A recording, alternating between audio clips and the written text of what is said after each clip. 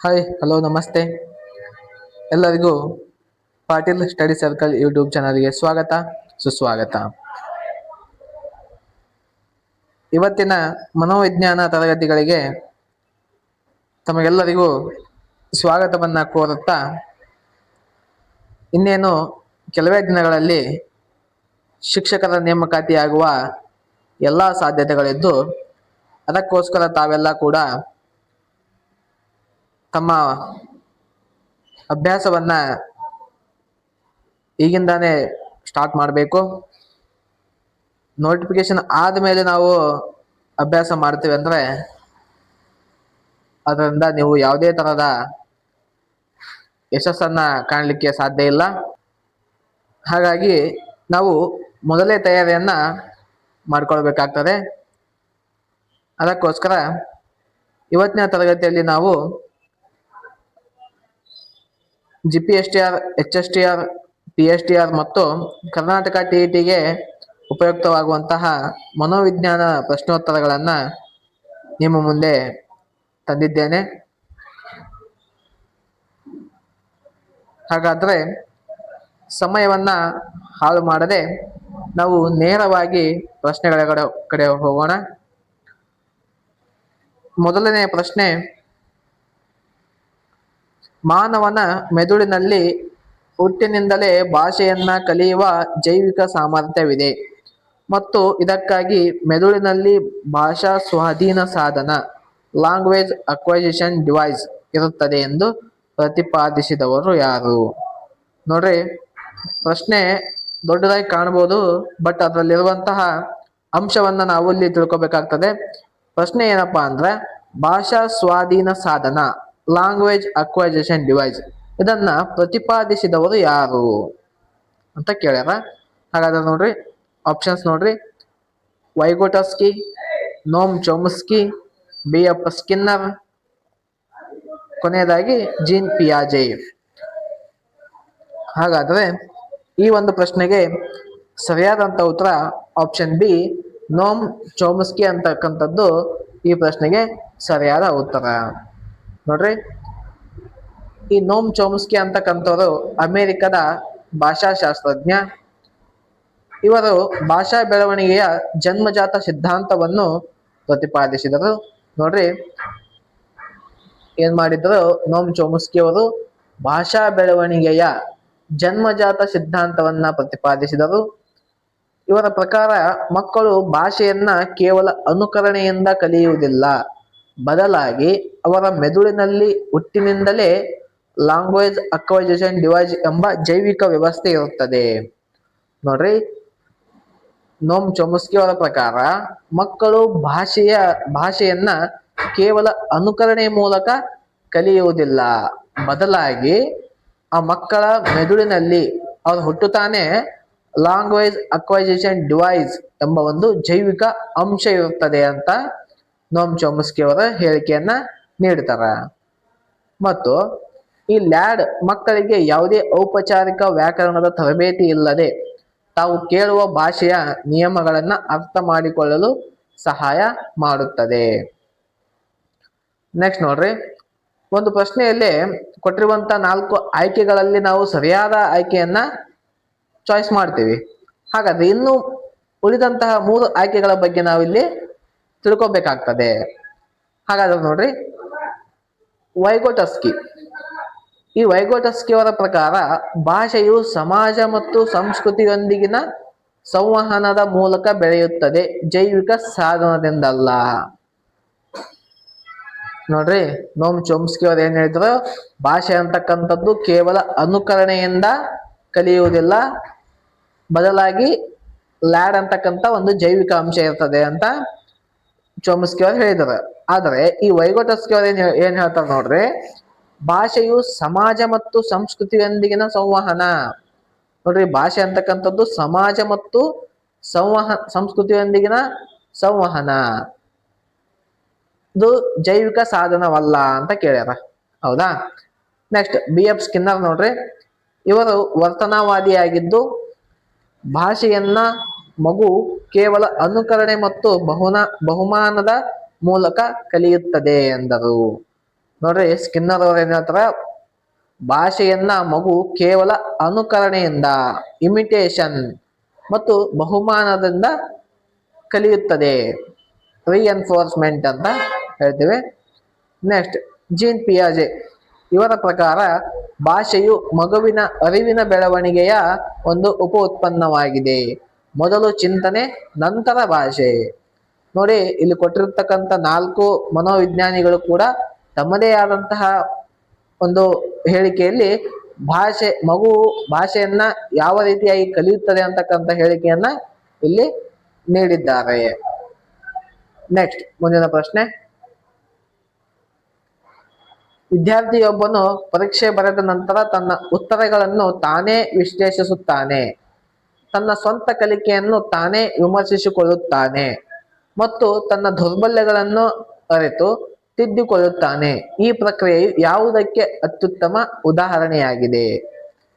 ನೋಡ್ರಿ, ಒಬ್ಬ ವಿದ್ಯಾರ್ಥಿ ಏನ್ ಮಾಡ್ತಾನ, ಪರೀಕ್ಷೆಯನ್ನ ಬರೆದ ನಂತರ ತನ್ನ ಉತ್ತರಗಳನ್ನ ತಾನೇ ವಿಶ್ಲೇಷಣೆ ಮಾಡ್ತಾನ, ಅಂದ್ರೆ ತನ್ನ ಪೇಪರ್ನ ತಾನೇ ಚೆಕ್ ಮಾಡ್ಕೊಂತಾನ, ತನ್ನ ಸ್ವಂತ ಕಲಿಕೆಯನ್ನ ತಾನೇ ವಿಮರ್ಶಿಸಿಕೊಳ್ತಾನ ಮತ್ತ ತನ್ನ ತಪ್ಪುಗಳನ್ನ ತಾನೇ ತಿದ್ದುಕೊಳ್ತಾನ. ಹೌದಾ? ಈ ಪ್ರಕ್ರಿಯೆಯನ್ನ ಯಾವುದಕ್ಕೆ ಅತ್ಯುತ್ತಮ ಉದಾಹರಣೆಯಾಗಿದೆ ಅಂತ ಕೇಳ್ಯಾರ. ಹಾಗಾದ್ರೆ ಆಪ್ಷನ್ ನೋಡ್ರಿ, ಕಲಿಕೆಯ ಮೌಲ್ಯಮಾಪನ, ಅಸೆಸ್ಮೆಂಟ್ ಆಫ್ ಲರ್ನಿಂಗ್, ನೈದಾನಿಕ ಮೌಲ್ಯಮಾಪನ, ಡಯಾಗ್ನಾಸ್ಟಿಕ್ ಅಸೆಸ್ಮೆಂಟ್, ಕಲಿಕೆಯಾಗಿ ಮೌಲ್ಯಮಾಪನ, assessment as a learning. Option D, ಕಲಿಕೆಗಾಗಿ ಮೌಲ್ಯಮಾಪನ, ಅಸೆಸ್ಮೆಂಟ್ ಫಾರ್ ಲರ್ನಿಂಗ್.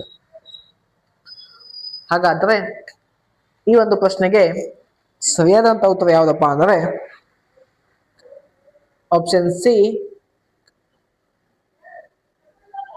ಸಿ, ಕಲಿಕೆಯಾಗಿ ಮೌಲ್ಯಮಾಪನ, ಅಸೆಸ್ಮೆಂಟ್ ಆಸ್ ಲರ್ನಿಂಗ್ ಅಂತಕ್ಕಂಥದ್ದು ಈ ಪ್ರಶ್ನೆಗೆ ಸರಿಯಾದಂತ ಉತ್ತರ. ನೋಡ್ರಿ, ಈ ಕಲಿಕೆಯಾಗಿ ಮೌಲ್ಯಮಾಪನ ಅಂದ್ರೆ ಏನಪ್ಪಾ? ಅಸೆಸ್ಮೆಂಟ್ ಆಸ್ ಲರ್ನಿಂಗ್ ಅಂತಕ್ಕಂಥದ್ದು ವಿದ್ಯಾರ್ಥಿಯು ಸ್ವತಃ ತಾನೇ ಮೌಲ್ಯಮಾಪಕನಾಗಿ ಕಾರ್ಯನಿರ್ವಹಿಸುವುದು. ನೋಡ್ರಿ, ಕಲಿಕೆಯಾಗಿ ಮೌಲ್ಯಮಾಪನದಲ್ಲಿ ವಿದ್ಯಾರ್ಥಿಯು ಸ್ವತಃ ತಾನೇ ಮೌಲ್ಯಮಾಪಕನಾಗಿ ಕಾರ್ಯವನ್ನ ನಿರ್ವಹಿಸುವಂಥದ್ದು.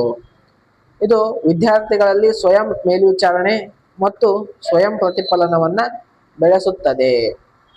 ವಿದ್ಯಾರ್ಥಿಯು ತನ್ನ ಕಲಿಕೆಯ ಜವಾಬ್ದಾರಿಯನ್ನು ತಾನೇ ಹೊತ್ತುಕೊಳ್ಳುವುದರಿಂದ ಇದು ಮೆಟಾಕಾಗ್ನಿಷನ್ ಅಂದ್ರೆ ತನ್ನ ಆಲೋಚನೆಯ ಬಗ್ಗೆ ಆಲೋಚಿಸುವುದು.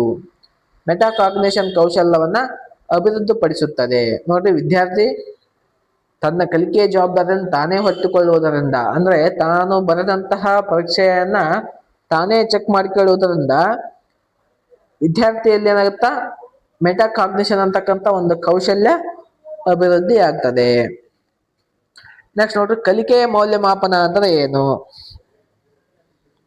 ಈ ಕಲಿಕೆಯ ಮೌಲ್ಯಮಾಪನ ಅಂದ್ರೆ ಇದು ಶಿಕ್ಷಣದ ಕೊನೆಯಲ್ಲಿ ಶಿಕ್ಷಕರು ವಿದ್ಯಾರ್ಥಿಗೆ ನೀಡುವ ಸಂಕಲನಾತ್ಮಕ ಗ್ರೇಡ್ ಅಥವಾ ಶ್ರೇಣಿಯಾಗಿದೆ. ನೆಕ್ಸ್ಟ್, ಕಲಿಕೆಗಾಗಿ ಮೌಲ್ಯಮಾಪನ ಇದು ಶಿಕ್ಷಕರು ಪಾಠ ಮಾಡುವಾಗ ವಿದ್ಯಾರ್ಥಿಗಳಿಗೆ ನೀಡುವ ನಿರಂತರ ಪ್ರತಿಕ್ರಿಯೆ ಮತ್ತು ಮಾರ್ಗದರ್ಶನವಾಗಿದೆ. ನೆಕ್ಸ್ಟ್, ನೈದಾನಿಕ ಮೌಲ್ಯಮಾಪನ ಪಾಠದ ಆರಂಭದಲ್ಲಿ ವಿದ್ಯಾರ್ಥಿಯ ಕಲಿಕಾ ಅಂತರವನ್ನ ಹುಡುಕಲು ಶಿಕ್ಷಕರು ಮಾಡುವ ಪರೀಕ್ಷೆ. ಶಿಕ್ಷಕರು ಪಾಠ ಬೋಧನೆಯನ್ನ ಸ್ಟಾರ್ಟ್ ಮಾಡೋಕ್ಕಿಂತ ಮುಂಚೆ ವಿದ್ಯಾರ್ಥಿಗಳಿಗೆ ಕೆಲವೊಂದು ಪ್ರಶ್ನೆಗಳನ್ನ ಕೇಳುವುದರ ಮೂಲಕ ಅವರ ಒಂದು ಜ್ಞಾನವನ್ನ ತಿಳಿದುಕೊಳ್ಳಲು ನಡೆಸುವಂತ ಪರೀಕ್ಷೆಯನ್ನು ನಾವು ನೈದಾನಿಕ ಮೌಲ್ಯಮಾಪನ ಅಂತ ಕರಿತೀವಿ. ನೆಕ್ಸ್ಟ್, ಮುಂದಿನ ಪ್ರಶ್ನೆ. ಶಿಕ್ಷಣ ಹಕ್ಕು ಕಾಯ್ದೆ RTE 2009 ಪ್ರಕಾರ ಪ್ರಾಥಮಿಕ ಶಾಲಾ ಶಿಕ್ಷಕರಿಗೆ ವಾರಕ್ಕೆ ಕನಿಷ್ಠ ಎಷ್ಟು ಕೆಲಸದ ಗಂಟೆಗಳನ್ನು ಕಡ್ಡಾಯವಾಗಿ ನಿಗದಿಪಡಿಸಲಾಗಿದೆ? ನೋಡ್ರಿ, ಆಪ್ಷನ್ ಎ 45 ಗಂಟೆಗಳು, ಆಪ್ಷನ್ ಬಿ 35 ಗಂಟೆಗಳು, ಆಪ್ಷನ್ ಸಿ 50 ಗಂಟೆಗಳು, ಆಪ್ಷನ್ ಡಿ 40 ಗಂಟೆಗಳು. ನೋಡ್ರಿ, RTE 2009 ಪ್ರಕಾರ ಪ್ರಾಥಮಿಕ ಶಾಲಾ ಶಿಕ್ಷಕರಿಗೆ ಒಂದು ವಾರಕ್ಕೆ ಕನಿಷ್ಠ ಎಷ್ಟು ಕೆಲಸದ ಗಂಟೆಗಳನ್ನ ಕಡ್ಡಾಯವಾಗಿ ನಿಗದಿಪಡಿಸದೆ. ಹಾಗಾದ್ರೆ ಈ ಒಂದು ಪ್ರಶ್ನೆಗೆ ಸರಿಯಾದ ಉತ್ತರ ನೋಡ್ರಿ 45 ಗಂಟೆಗಳು. ಆಪ್ಷನ್ ಎ 45 ಗಂಟೆಗಳು. ನೋಡ್ರಿ, ಶಿಕ್ಷಣ ಹಕ್ಕು ಕಾಯ್ದೆ 2009 ಅಧಿಕೃತ ವೇಳಾಪಟ್ಟಿಯ ಪ್ರಕಾರ ಶಿಕ್ಷಕರ ಜವಾಬ್ದಾರಿಗಳನ್ನು ಸ್ಪಷ್ಟವಾಗಿ ವ್ಯಾಖ್ಯಾನಿಸಲಾಗಿದೆ. ಪ್ರತಿಯೊಬ್ಬ ಶಿಕ್ಷಕನು ವಾರಕ್ಕೆ ಕನಿಷ್ಠ 45 ಗಂಟೆಗಳ ಕಾಲ ಶಾಲೆಯಲ್ಲಿ ಕಾರ್ಯವನ್ನ ನಿರ್ವಹಿಸಬೇಕಾಗ್ತದೆ. ನೋಡ್ರಿ, ಒಂದು ವಾರಕ್ಕೆ ಎಷ್ಟು? 45 ಗಂಟೆಗಳು. ಈ 45 ಗಂಟೆಗಳಲ್ಲಿ ಕೇವಲ ಬೋಧನೆ ಮಾತ್ರವಲ್ಲದೆ ಪಾಠದ ಪೂರ್ವ ಸಿದ್ಧತೆಗೆ ಬೇಕಾದ ಸಮಯವೂ ಸೇರಿದೆ. ನೋಡ್ರಿ, ಈ 45 ಗಂಟೆಗಳಂತಕ್ಕಂಥದ್ದು ಬರೀ ಅವರು ಪಾಠವನ್ನ ಮಾಡ್ಲಿಕ್ಕೆಲ್ಲ, ಆ ಪಾಠವನ್ನ ತಯಾರಿ ಮಾಡ್ಕೊಳ್ಳಿಕ್ಕೂ ಕೂಡ ಈ 45 ಗಂಟೆಗಳಲ್ಲಿ ಸ್ವಲ್ಪ ಸಮಯವನ್ನ ನಿಗದಿಪಡಿಸಲಾಗಿದೆ. ನೆಕ್ಸ್ಟ್ ನೋಡ್ರಿ, ವಾರ್ಷಿಕ ಕೆಲಸದ ದಿನಗಳು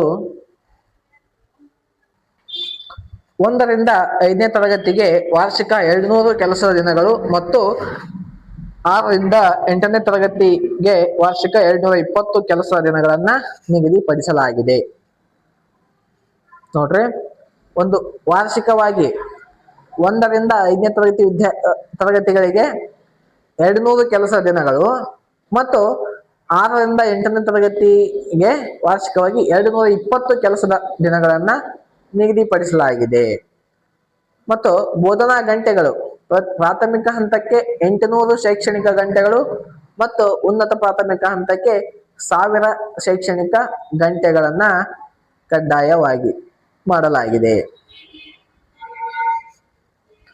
ನೋಡ್ರಿ, ಈ RTE 2009 ಇದು ಕೂಡ ಒಂದು ಪ್ರಮುಖವಾದ ಟಾಪಿಕ್ ಅಂತ ಹೇಳ್ಬೋದು. ನೆಕ್ಸ್ಟ್, ಕಚೇರಿಯಲ್ಲಿ ತನ್ನ ಬಾಸ್ ನಿಂದ, ನೋಡ್ರಿ 4ನೇ ಪ್ರಶ್ನೆ, ಕಚೇರಿಯಲ್ಲಿ ತನ್ನ ಬಾಸ್ ನಿಂದ ತೀವ್ರವಾಗಿ ಬಯಸಿಕೊಂಡ ನೌಕರನೊಬ್ಬ ಅಲ್ಲಿ ಏನೂ ಹೇಳಲಾಗದೆ ಮನೆಗೆ ಬಂದು ತನ್ನ ಹೆಂಡತಿ ಮತ್ತು ಮಕ್ಕಳ ಮೇಲೆ ವಿನಾಕಾರಣ ಕೋಪಗೊಳ್ಳುತ್ತಾನೆ. ಸಿಗ್ಮಂಡ್ ಫ್ರಾಯ್ಡ್ ಅವರ ಪ್ರಕಾರ ಇದು ಯಾವ ರಕ್ಷಣಾ ತಂತ್ರವಾಗಿದೆ? ನೋಡ್ರಿ, ಒಂದು ಆಫೀಸ್ನಲ್ಲಿ ತನ್ನ ಮೇಲಾಧಿಕಾರಿಗಳಿಂದ ಬಯಸಿಕೊಂಡ ಒಬ್ಬ ನೌಕರ ಆ ಆಫೀಸರ್ಗೆ ಏನನ್ನು ತಿರುಗಿ ಮಾತನಾಡಲಾಗದೆ ಮನೆಗೆ ಬಂದು ತನ್ನ ಹೆಂಡತಿ ಮತ್ತು ಮಕ್ಕಳ ಮೇಲೆ ವಿನಾಕಾರಣ ಕೋಪಗೊಳ್ತಾನೆ. ಯಾಕಂದ್ರೆ ಅಲ್ಲಿ ಸಿಟ್ಟು ತಂದು ಇಲ್ಲಿ ಹೆಂಡತಿ ಮಕ್ಕಳ ಮೇಲೆ ಆಗ್ತಾನ.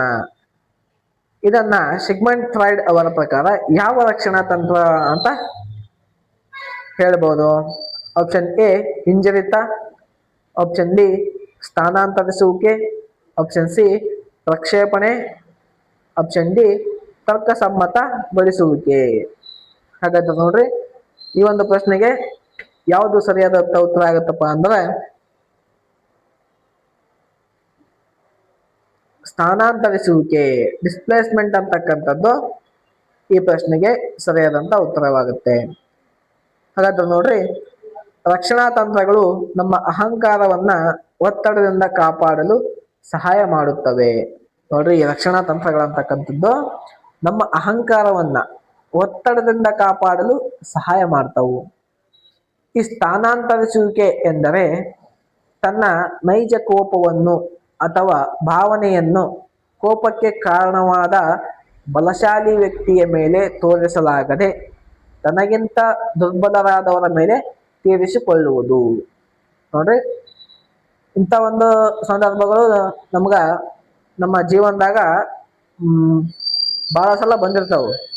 ಏನಪ್ಪಾ ಅಂದ್ರ, ನಾವು ಎಲ್ಲೇ ಒಂದ್ ಕಡೆ ಕೆಲಸ ಮಾಡ್ತಿರ್ಬೇಕಾದ್ರೆ ನಮಗಿಂತ ಮೇಲಾಧಿಕಾರಿಗಳು ಯಾವುದೋ ಒಂದು ಕಾರಣಕ್ಕೆ ನಮ್ಮನ್ನ ಬೈತಾರೆ.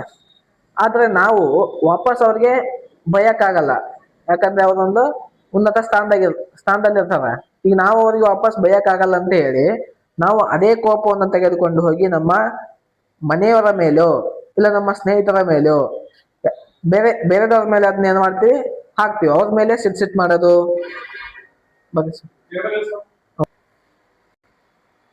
ನೆಕ್ಸ್ಟ್, ಉಳಿದಂತ ಆಯ್ಕೆಗಳು ಪ್ರಕ್ಷೇಪಣೆ. ಪ್ರಕ್ಷೇಪಣೆ ಅಂದ್ರ ತನ್ನಲ್ಲಿರುವ ಕೆಟ್ಟ ಗುಣಗಳನ್ನು ಇತರರ ಮೇಲೆ ಹಾಕುವುದು. ಉದಾಹರಣೆಗೆ ನಕಲು ಮಾಡಿ ಸಿಕ್ಕಿ ಬಿದ್ದಾಗ ಎಲ್ಲರೂ ಮಾಡುತ್ತಿದ್ದರು ಎನ್ನುವುದು. ನೋಡ್ರಿ, ಈಗ ನಾವು ಪರೀಕ್ಷೆಯನ್ನ ಬರೀತಿದ್ದಾಗ ಕಾಪಿ ಚೀಟಿ ಮಾಡಿ ಚೆಕ್ ಬಿದ್ದಿರ್ತೇವೆ. ಬೇರೆ ಯಾರೋ ಕಾಪಿ ಚೀಟಿನೂ ಮಾಡಿರ್ತಾರ, ಅದು ನಾವು ಅವಾಗ ಏನ್ ಹೇಳೋದು, ಎಲ್ಲರೂ ಮಾಡಕತ್ತಾರ ಅದಕ್ಕೆ ನಾನು ಮಾಡಕತ್ತೀನಿ. ಈ ತರ ಒಂದು ಹೇಳಿಕೆಗಳನ್ನ ಕೊಡೋದು ಪ್ರಕ್ಷೇಪಣೆ ರಕ್ಷಣಾ ತಂತ್ರವಾಗಿದೆ. ನೆಕ್ಸ್ಟ್, ತರ್ಕಸಮ್ಮತಗೊಳಿಸುವಿಕೆ. ವೈಫಲ್ಯಕ್ಕೆ ಸಬೂಬು ಅಥವಾ ನೆಪಗಳನ್ನ ಹೇಳುವುದು. ನೋಡ್ರಿ, ತರ್ಕಸಮ್ಮತಗೊಳಿಸುವಿಕೆ ಅಂದ್ರೆ ವೈಫಲ್ಯಕ್ಕೆ ಸಬೂಬು ಅಥವಾ ನೆಪಗಳನ್ನು ಹೇಳುವುದು. ಉದಾಹರಣೆ, ದ್ರಾಕ್ಷಿ ಹುಳಿ ನಾನೇ ತಿಂದಿಲ್ಲ ಎನ್ನುವುದು. ನೋಡ್ರಿ,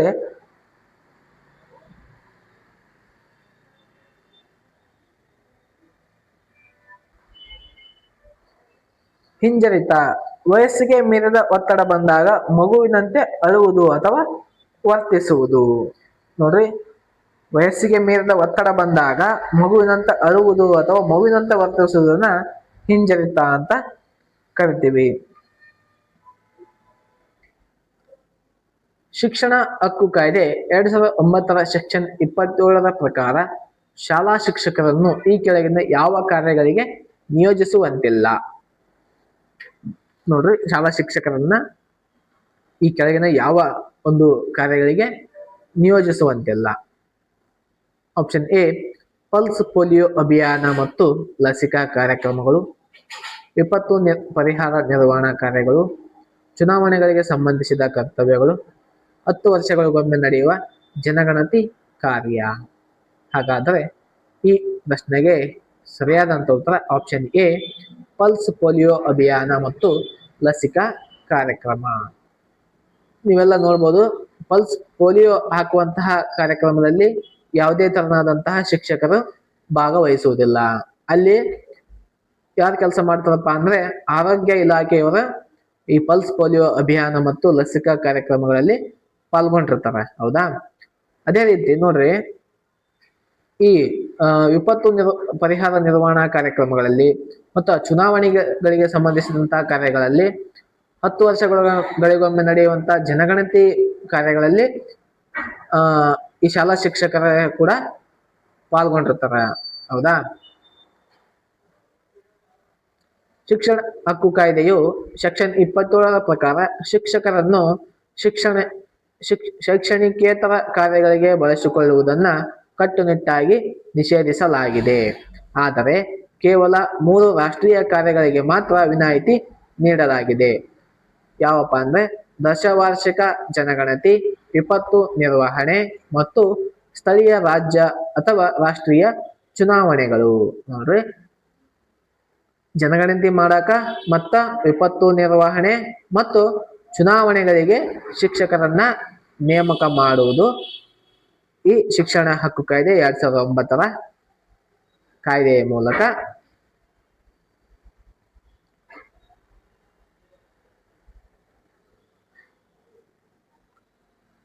ನೆಕ್ಸ್ಟ್, ಪಲ್ಸ್ ಪೋಲಿಯೋ ಒಂದು ಆರೋಗ್ಯ ಇಲಾಖೆಯ ಕಾರ್ಯಕ್ರಮವಾಗಿದ್ದು ಶಿಕ್ಷಕರನ್ನು ಇದಕ್ಕೆ ನಿಯೋಜಿಸುವುದು ಕಾನೂನು ಬಾಹಿರವಾಗಿದೆ.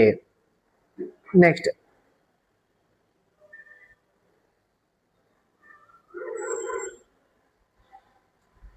ನೋಡ್ರಿ, ಖಾಸಗಿ ಟ್ಯೂಷನ್ ನಿಷೇಧ. ಈ ಸರ್ಕಾರಿ ಶಾಲಾ ಶಿಕ್ಷಕರು ಖಾಸಗಿಯಾಗಿ ಟ್ಯೂಷನ್ ಅಥವಾ ಬೋಧನಾ ಚಟುವಟಿಕೆಗಳಲ್ಲಿ ತೊಡಗಿಸಿಕೊಳ್ಳುವಂತಿಲ್ಲ. ನೋಡ್ರಿ, ಗೌರ್ಮೆಂಟ್ ಶಿಕ್ಷಕರಾದವರು ಯಾವುದೇ ತರನಾದಂತಹ ಟ್ಯೂಷನ್ಗಳಲ್ಲಿ ಮತ್ತು ಬೋಧನಾ ಚಟುವಟಿಕೆಗಳಲ್ಲಿ ತೊಡಗಿಸಿಕೊಳ್ಳುವಂತಿಲ್ಲ. ಅದು ಕಾನೂನು ಬಾಹಿರ.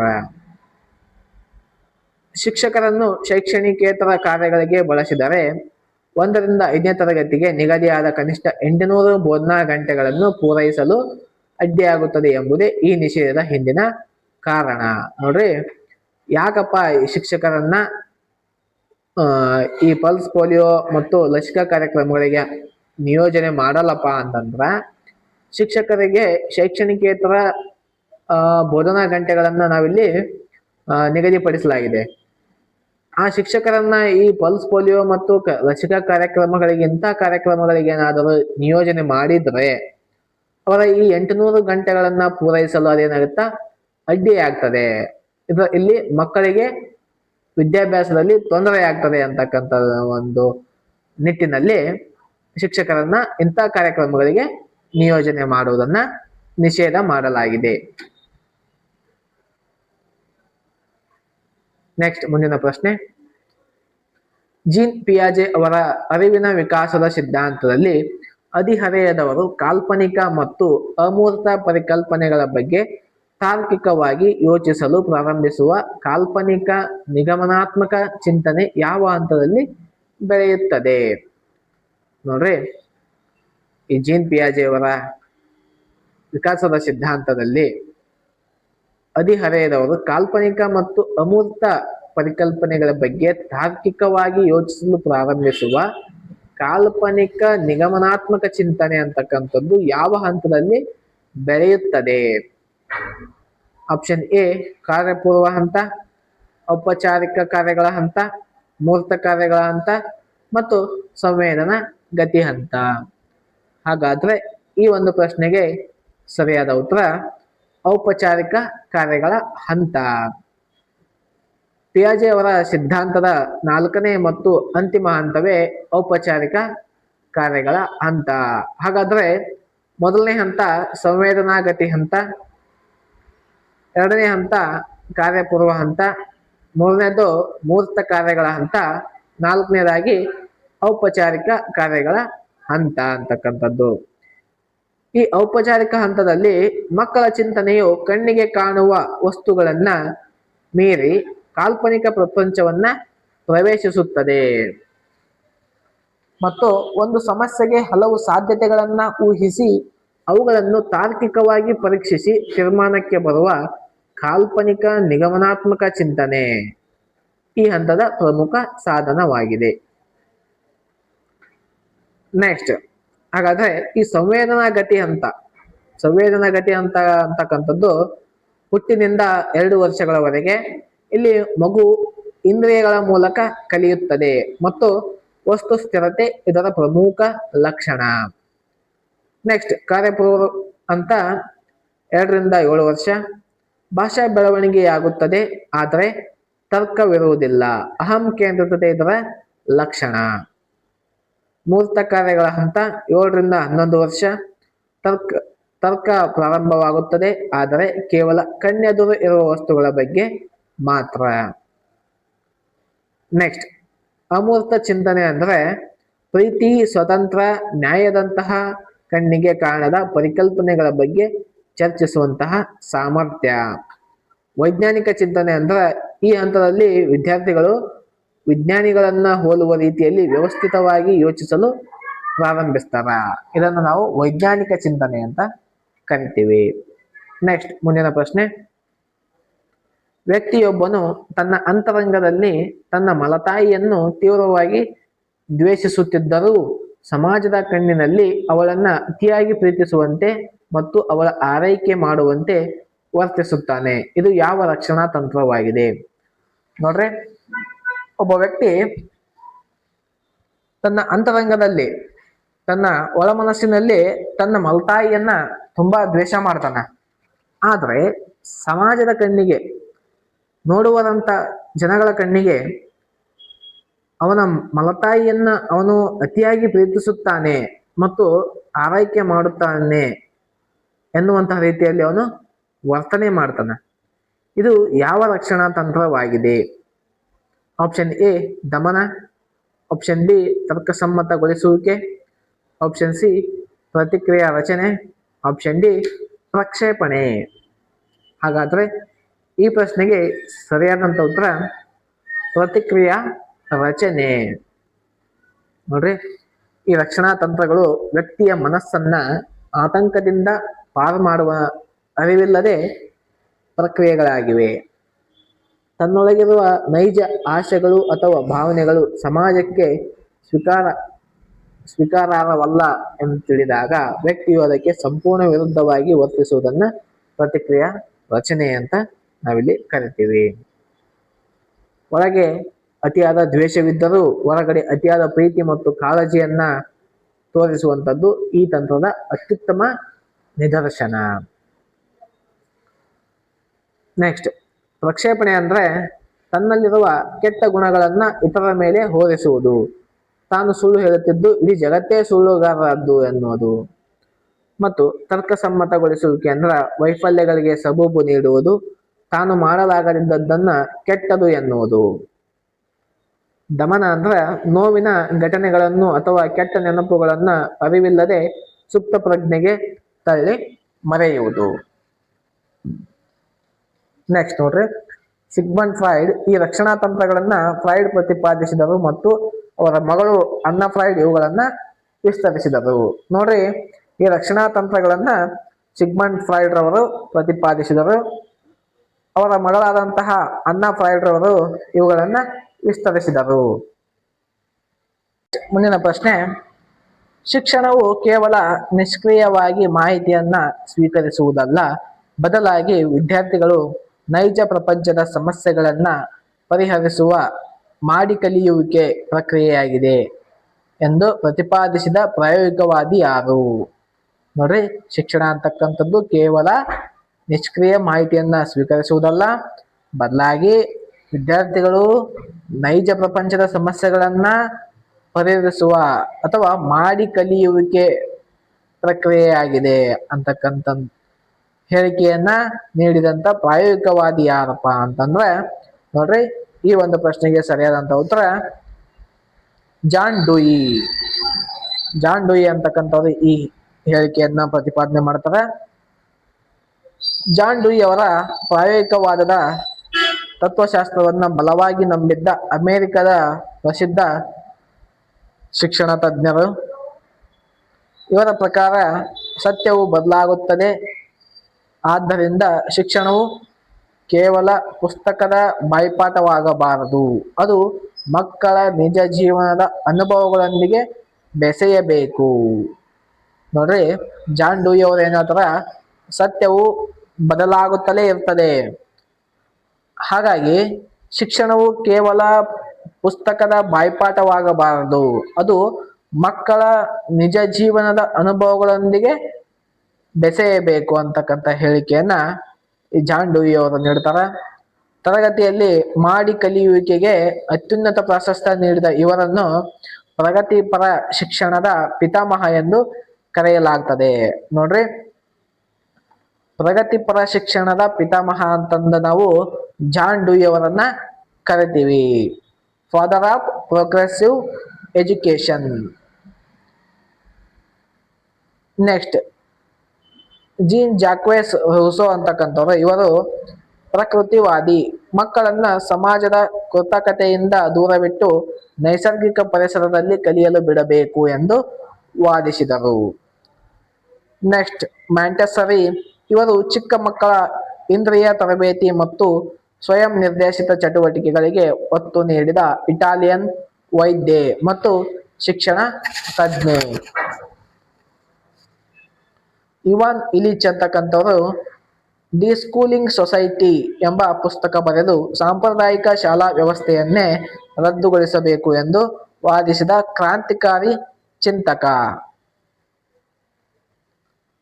ನೋಡ್ರಿ, ಪ್ರಯೋಗಶಾಲೆ ಡೂಯಿ ಅವರ ತಮ್ಮ ಆಲೋಚನೆಗಳನ್ನ ಕಾರ್ಯಗತಗೊಳಿಸಲು ಶಿಕಾಗೋದಲ್ಲಿ ಮೊದಲ ಲ್ಯಾಬ್ ಸ್ಕೂಲ್ ಅನ್ನ ಪ್ರಾರಂಭಿಸಿದರು. ನೋಡ್ರಿ, ಚಿಕಾಗೋದಲ್ಲಿ ಲ್ಯಾಬ್ ಸ್ಕೂಲ್ ಅನ್ನ ಪ್ರಾರಂಭಿಸಿದವರು ಜಾನ್ ಡೂಯಿ. ನೆಕ್ಸ್ಟ್, ಮುಂದಿನ ಪ್ರಶ್ನೆ ಮತ್ತು ಈ ಒಂದು ತರಗತಿಯ ಕೊನೆಯ ಪ್ರಶ್ನೆ, ಶಿಕ್ಷಕರು ಎಲ್ಲವನ್ನ ನೇರವಾಗಿ ಹೇಳಿಕೊಡುವ ಬದಲು ವಿದ್ಯಾರ್ಥಿಗಳಿಗೆ ಕೇವಲ ಸಮಸ್ಯೆ ಮತ್ತು ಪರಿಕರಗಳನ್ನ ನೀಡಿ ಅವರೇ ಸ್ವತಃ ಪ್ರಯೋಗಗಳ ಮೂಲಕ ಉತ್ತರವನ್ನು ಕಂಡುಕೊಳ್ಳುವಂತೆ ಪ್ರೋತ್ಸಾಹಿಸುವ ಶೋಧನಾ ಕಲಿಕೆಯನ್ನ ಪ್ರತಿಪಾದಿಸಿದವರು ಯಾರು? ನೋಡ್ರಿ, ಸಿಂಪಲ್ ಆಗಿ ಪ್ರಶ್ನೆ ಏನಪ್ಪಾ ಅಂದ್ರೆ ಶೋಧನಾ ಕಲಿಕೆಯನ್ನ ಪ್ರತಿಪಾದಿಸಿದವರು ಯಾರು ಅಂತಕ್ಕಂಥದ್ದು. Option A David Ausubel, option B Albert Bandura, option C Lev Vygotsky, option D Jerome Bruner. ಹಾಗಾದ್ರೆ ಶೋಧನಾ ಕಲಿಕೆಯನ್ನ ಪ್ರತಿಪಾದಿಸಿದಂತಹ ಮನೋವಿಜ್ಞಾನಿ ಯಾರಪ್ಪ ಅಂದ್ರೆ ಅದು ನಮ್ಮ ಜೆರೋಮ್ ಬ್ರೂನರ್ ಅಂತಕ್ಕಂಥವ್ರು. ಹಾಗಾದ್ರೆ ಶೋಧನಾ ಕಲಿಕೆ ಎಂಬುದು ಅರಿವಿನ ರಚನಾವಾದದ ಒಂದು ಪ್ರಮುಖ ಬೋಧನಾ ವಿಧಾನವಾಗಿದೆ. ಇದನ್ನ ಅಮೆರಿಕದ ಮನಶಾಸ್ತ್ರಜ್ಞ ಬ್ರೂನರ್ ಅವರು ಜನಪ್ರಿಯಗೊಳಿಸಿದರು. ಅವರ ಪ್ರಕಾರ ವಿದ್ಯಾರ್ಥಿಗಳು ತಾವು ಕಲಿಯುವ ವಿಷಯದೊಂದಿಗೆ ಸಕ್ರಿಯವಾಗಿ ತೊಡಗಿಕೊಂಡಾಗ ಮಾತ್ರ ಜ್ಞಾನವು ದೀರ್ಘಕಾಲ ನೆನಪಿನಲ್ಲಿರುತ್ತದೆ. ಇಲ್ಲಿ ಶಿಕ್ಷಕರು ಮಾಹಿತಿಯನ್ನ ನೀಡದೆ ಪ್ರಶ್ನೆಗಳ ಮೂಲಕ ವಿದ್ಯಾರ್ಥಿಗಳಲ್ಲಿ ಕುತೂಹಲ ಮೂಡಿಸಿ ಅವರೇ ಸ್ವತಃ ಸತ್ಯವನ್ನ ಅನ್ವೇಷಿಸುವಂತೆ ಮಾರ್ಗದರ್ಶನವನ್ನ ನೀಡಬೇಕು. ನೆಕ್ಸ್ಟ್, ವೈಗೋಟಸ್ಕಿ ಅವರು ಸಾಮಾಜಿಕ ಸಂವಹನ ಮತ್ತು ಸ್ಕ್ಯಾಫೋಲ್ಡಿಂಗ್ ಮೂಲಕ ಕಲಿಯುವ ಸಾಮಾಜಿಕ ರಚನಾವಾದದ ಪ್ರತಿಪಾದಕರು. ಡೇವಿಡ್ ಔಸುಬೆಲ್ ಇವರು ಶೋಧನಾ ಕಲಿಕೆಗೆ ವಿರುದ್ಧವಾಗಿ ಅರ್ಥಪೂರ್ಣ ಗ್ರಹಿಕಾ ಕಲಿಕೆಯನ್ನ ಬೆಂಬಲಿಸಿದರು. ಇನ್ನು ಬಂಡೂರ ಇವರು ಇತರರನ್ನು ವೀಕ್ಷಿಸಿ ಮತ್ತು ಅನುಕರಣೆ ಮಾಡಿ ಕಲಿಯುವ ಸಾಮಾಜಿಕ ಕಲಿಕಾ ಸಿದ್ಧಾಂತವನ್ನ ರೂಪಿಸಿದರು. ನೆಕ್ಸ್ಟ್, ಪೂರಕವಾದಂತಹ ಮಾಹಿತಿ ಸುರಳಿ ಆಕಾರದ ಪಠ್ಯಕ್ರಮ. ಮೂಲ ವಿಷಯಗಳನ್ನ ಚಿಕ್ಕ ವಯಸ್ಸಿನಲ್ಲಿ ಪರಿಚಯಿಸಿ ವಯಸ್ಸಾದಂತೆ ಅದರ ಕಠಿಣತೆಯನ್ನು ಹೆಚ್ಚಿಸುವ ಸ್ಪೈರಲ್ ಕರಿಕುಲಂ ಕೂಡ ಬ್ರೂನರ್ ಅವರದ್ದೇ ಕೊಡುಗೆಯಾಗಿದೆ. ನೋಡ್ರಿ, ಸುರಳಿ ಆಕಾರದ ಪಠ್ಯಕ್ರಮ ಕೂಡ ಈ ಬ್ರೂನರ್ ಅವರ ಕೊಡುಗೆಯಾಗಿದೆ. ಅರಿವಿನ ಹಂತಗಳು. ಬ್ರೂನರ್ ಅವರು ಅರಿವಿನ ಬೆಳವಣಿಗೆಯನ್ನ 3 ಹಂತಗಳಲ್ಲಿ ವಿವರಿಸಿದ್ದಾರೆ. ಎನಾಕ್ಟಿವ್ ಕ್ರಿಯಾತ್ಮಕ, ಐಕಾನಿಕ್ ಪ್ರತಿಮಾ, ಸಿಂಬಾಲಿಕ್ ಸಾಂಕೇತಿಕ.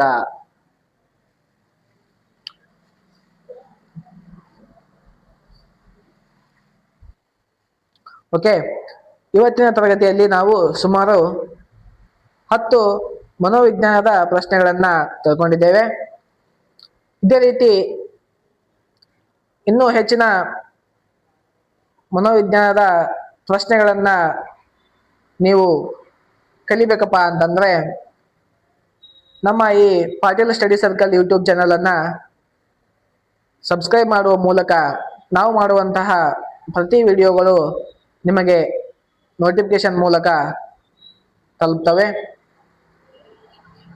ಹಾಗಾಗಿ ನಮ್ಮ ಚಾನಲ್ ಅನ್ನ ಸಬ್ಸ್ಕ್ರೈಬ್ ಮಾಡಿ ಮತ್ತು ಈ ಒಂದು ತರಗತಿ ನಿಮಗೆ ಇಷ್ಟವಾಗಿದ್ದರೆ ಲೈಕ್ ಮಾಡಿ, ನಿಮ್ಮ ಅನಿಸಿಕೆಯನ್ನ ಕಾಮೆಂಟ್ ಮೂಲಕ ತಿಳಿಸಿ ಅಂತ ಹೇಳ್ತಾ ಇವತ್ತಿನ ತರಗತಿಯನ್ನ ಇಲ್ಲಿಗೆ ಮುಕ್ತಾಯ ಮಾಡೋಣ.